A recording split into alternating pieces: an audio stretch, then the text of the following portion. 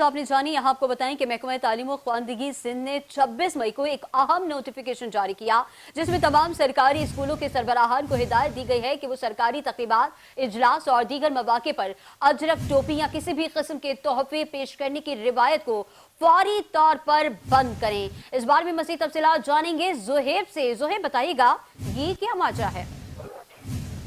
जी देखिए, मैं आपको एक आगाह करता चलूँ। महकमा तालीम सिंध की जानिब से 26 मई को एक अहम सर्कुलर जारी किया गया है, जिसमें ये वाज़ेह किया गया है कि तमाम सरकारी स्कूलों के सरबराहान को हिदायत दी गई है कि वो सरकारी तकरीबात, इजलासों और दीगर मौके पे अजरक, टोपी या किसी भी किस्म के तोहफे पेश करने की रिवायत को फौरी तौर पर बंद करें।